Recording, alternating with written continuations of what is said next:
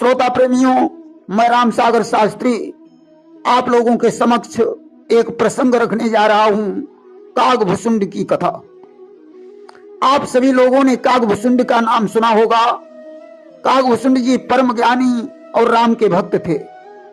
जिस समय मेघनाद ने राम को नागपाश में बांध लिया था और बंधन काटने के लिए देवर्षि नारद ने गरुण जी को भेजा, गरुण जी ने नागपाश काटकर उन्हें बंधन से मुक्त कर दिया।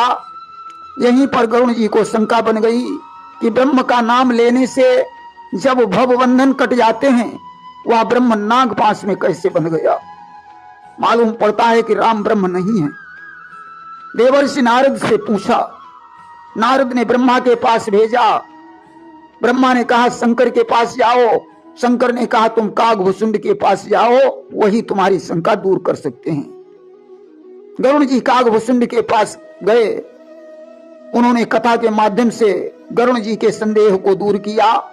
गरुण जी वैकुंठ लोक को चले गए।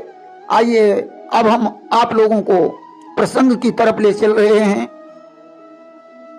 कि पूरब कल्प एक प्रभु, जुग कल जुग मल मूल, नर अरु नारी अधर्म रत, सकल निगम प्रतिकूल। पूर्व के एक कल्प में कलयुग का समय था। कागभुसुंड जी ने अयोध्या में एक शूद्र के घर में जन्म लिया। अयोध्या में रहते हुए भी उन्होंने राम की महिमा को नहीं जान पाया। बहुत दिनों तक कागभुसुंड जी अयोध्या में रहे। एक बार अयोध्या में अकाल पड़ गया। परेशान होकर वे उज्जैन को चले गए। वहां भगवान शंकर की आराधना करने लगे। एक दिन इनकी भेंट एक शिवभक्त ब्राह्मण से हो गई। ब्राह्मण शिवभक्त था, परंतु विष्णु की निंदा नहीं करता था। कागभुसुंड जी उस ब्राह्मण के सेवक बन गए। ब्राह्मण ने कागभुसुंड को पुत्र के समान मानकर पढ़ाया लिखाया, शिव जी का मंत्र प्रदान किया और अच्छे अच्छे उपदेश दिए। कागभुसुंड जी शिव जी के मंदिर में जाकर उस मंत्र का जाप करने लगे। अब तो उन्हें दंभ और अहंकार बढ़ गया। विष्णु के भक्तों से नफरत, ब्राह्मणों से जलन होने लगी।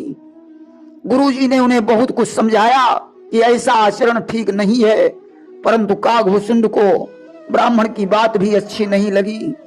कागभुसुंड जी गुरु की भी निंदा करने लगे। सत्य कहा गया है कि जेहि ते नीच बड़ाई पावा, सो प्रथम ही हतिताहि न सावा। नीच मनुष्य जिससे बड़ाई पाता है, वह सबसे पहले उसी का नाश करने पर तुल जाता है। इस पर एक सुंदर दृष्टांत है, देखें। एक बार एक महात्मा जी एक कुटी में भगवान का ध्यान कर रहे थे। अचानक भागता हुआ एक चूहा आया। उसने कहा, महाराज मेरी रक्षा करो, वरना बिल्ली मुझे खा जाएगी। महात्मा ने सोचा इसे बिल्ली से भय लगता है, क्यों नहीं इसे बिल्ली बना दिया जाए। कमंडल से जल लिया, मंत्र पढ़कर चूहे के ऊपर छिड़क दिया, चूहा बिल्ली बन गया। महात्मा ने कहा, जाओ बेटा, अब निश्चिंत होकर भ्रमण करो। एक दिन की बात है, बिल्ली को कुत्ते ने रपटाया। महात्मा जी ने उसे कुत्ता बना दिया। कुत्ता बनकर घूम रहा था तो एक शेर ने उसका पीछा किया। महात्मा जी ने उसे शेर बना दिया। ज्यों ही शेर बना, अब तो वह महात्मा जी को ही खाने के लिए झपटा। महात्मा जी ने कहा, अरे नीच, जिसने तुझे शेर बनाया है तू उसी को खाना चाहता है। कमंडल से जल लिया, मंत्र पढ़कर छिड़क दिया। बोले, पुनर्मोस्को भव, जा तू फिर से चूहा हो जा। धुआं आग से पैदा होता है और आग को ही बुझा देता है।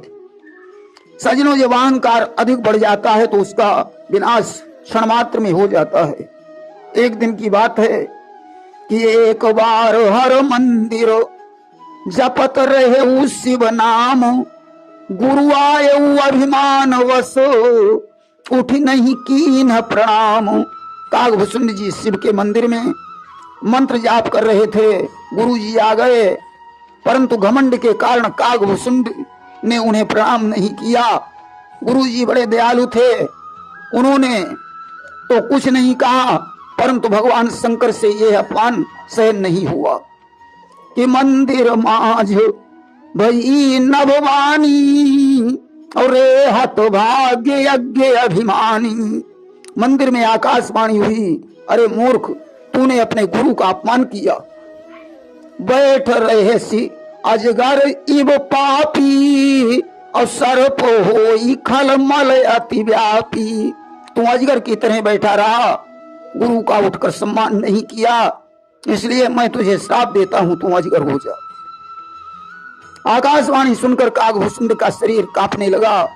गुरु जी को उसके ऊपर दया आई, उन्होंने भगवान शंकर की स्तुति की।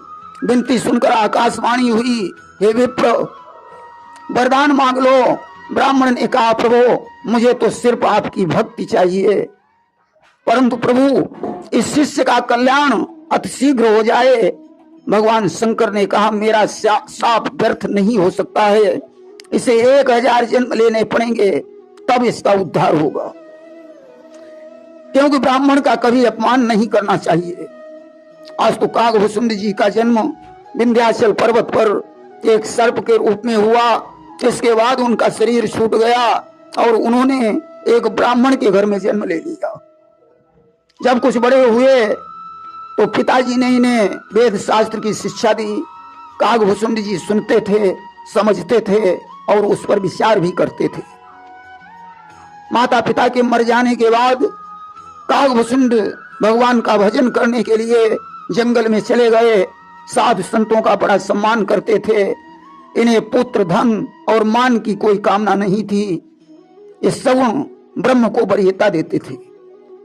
साधु संतों ने इन्हें यही बताया कि ईश्वर सभी प्राणियों में है, इसलिए वे हमेशा भगवान के भजन में मस्त रहते थे। एक बार की बात है कि मेरु शिखर बट छाया मुनि लो मस्यासीन, देख चरण सिर नायऊ वचन कहऊ अति दीन। कागभूषुंड जी सुमेरु पर्वत पर पहुंचे, जहां बटवृक्ष की छाया में कपिल मुनि बैठे हुए थे। कागभूषुंड ने उनके चरणों में अपना मस्तक रख दिया। कपिल मुनि ने कहा, हे विप्रदेव, तुम यहाँ किस लिए आए हो? कागभूषुंड ने कहा, मुनिवर, आप सर्वज्ञ हैं, मुझे सगुण ब्रह्म की आराधना की प्रक्रिया समझाइए। कपिल मुनि ने कहा, ब्रह्म कभी जन्म नहीं लेता, वह अद्वैत और निर्गुण है, ब्रह्म का कोई नाम और रूप नहीं होता। कागभूषुंड ने कहा, मुनिवर, अब मुझे सगुण ब्रह्म की उपासना के बारे में बताइए, जिससे मैं राम को अपनी आंखों से देख सकूं। उन्हें देखने के बाद मैं निर्गुण ब्रह्म का उपदेश सुनूंगा। कपिल मुनि ने राम की कथा सुनाई, फिर सगुण मत का खंडन करके निर्गुण का निरूपण किया। इस पर कागभूषुंड ने निर्गुण मत का खंडन किया और सगुण का निरूपण किया। तुलसीदास लिखते हैं कि अति संघर्षण जो कर कोई अवनल प्रकट चंदन ते होई। ज्यादा संघर्षण करने से चंदन में भी आग प्रकट हो जाती है। उसी प्रकार उत्तर प्रत्युत्तर में कपिल देव को क्रोध आ गया। कपिल ने कहा, अरे दुष्ट, मेरी बातों पर तुझे विश्वास नहीं हो रहा है, तू कौवे की तरह चतुर बन रहा है। और 60 स्वपक्ष तब हृदय विशाला, सपदी हो पक्षी चंडाला। तेरे हृदय में अपने पक्ष का बड़ा भारी हट है, जा तू चंडाल पक्षी कौवा हो जा। कागभूषुंड कौवा बन गए, कपिल जी के चरणों में शीश नवाया और श्री राम जी का स्मरण करके उड़ गए। देखिए, साथ में कपिल जी का कोई दोष नहीं है, इसके कर्ता धर्ता खुद भगवान हैं। श्राप देने के बाद कपिल देव को पश्चाताप हुआ। उन्होंने उस कौवे को प्रेम पूर्वक बुलाया और राम का मंत्र प्रदान किया। काफी दिनों तक कौवा वहां रहा। कपिल जी रामचरितमानस सुनाते थे। संपूर्ण कथा सुनाने के बाद कपिल मुनि ने कहा, हे वत्स, ये रामचरितमानस मैंने भगवान शंकर की कृपा से प्राप्त किया है। कपिल जी ने उसे इच्छा मृत्यु का वरदान दिया और कहा, तुम्हारा मन हमेशा राम के चरणों में लगा रहेगा। उस समय आकाशवाणी हुई कि यह कौवा मन कर्म वचन से मेरा भक्त है। आकाशवाणी सुनकर कागभूषुंड बड़े प्रसन्न हुए। कपिल देव को प्रणाम करके अपने आश्रम को लौट आए। उस आश्रम में रहते हुए उन्हें 27 कल्प बीत गए, तब इनकी भेंट गरुण जी से हुई और इन्होंने श्री राम की पावन कथा सुनाकर गरुण जी का संदेह दूर किया। किता सुचरण सिर नाय कर प्रेम सहित मति धीर, गयऊ गरुण बैकुंठ तबो हृदय राखी रघुवीर। गरुण जी कागभूषुंड के चरणों में शीश नवाकर श्री राम का स्मरण करते हुए बैकुंठ लोक को चले गए। प्रेम से बोलिए वृंदावन बिहारी लाल की जय।